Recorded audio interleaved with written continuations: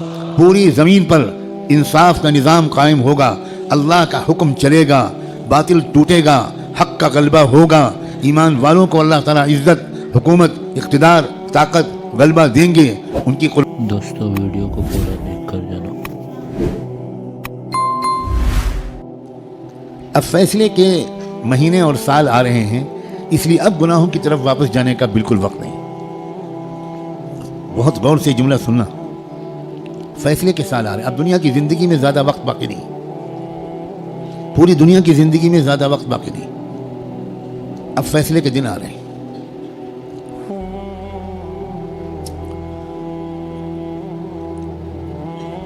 पहले जैसा अब ज़माना नहीं है।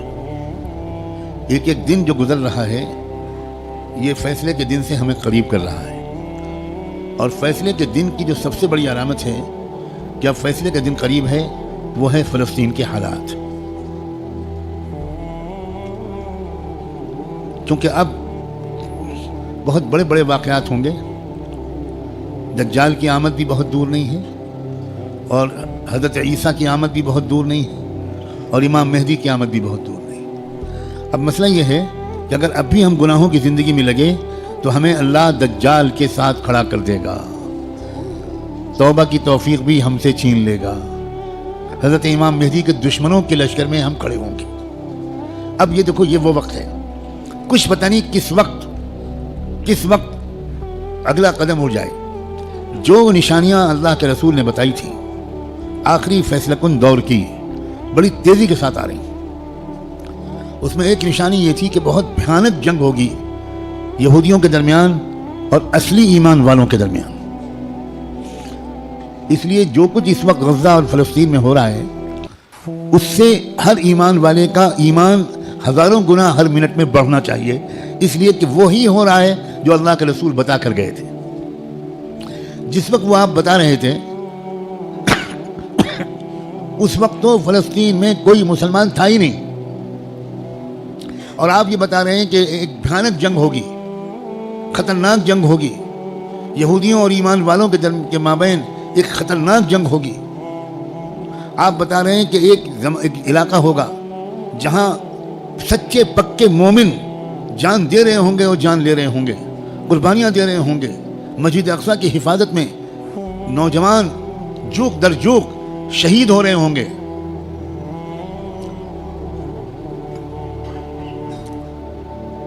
और अल्लाह वहाँ के मुजाहिदों से सबसे ज़्यादा खुश होगा, असली ईमान वाले वहीं पर होंगे।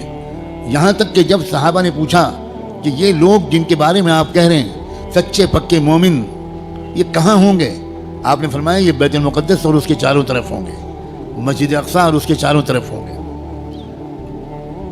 बिल्कुल ठीक वही जो कुछ आपने फरमाया था इस वक्त वहाँ हो रहा है। हम लोग उसी ज़माने में हैं।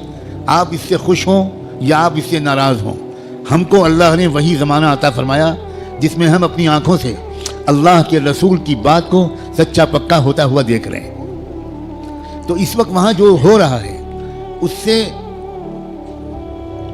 हर लम्हे ईमान को बढ़ना चाहिए हमारे।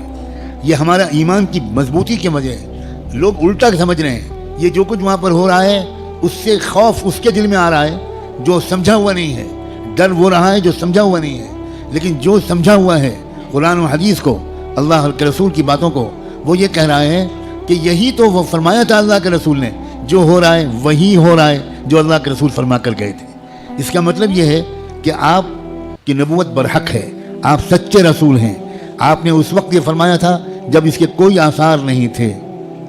अब अब आपने जो आइंदा के बारे में फरमाया था कि जो होगा, जब वो हो रहा है और पिछले 6 महीने से हो रहा है, बल्कि पिछले 75 साल से हो रहा है, जो अल्लाह के रसूल बता कर गए थे, तो उसके बाद में जो होगा इस मुकाबले का आखिरी अंजाम, उसके बारे में अल्लाह के रसूल ने जो कुछ फरमाया वो भी यकीनन होकर रहेगा।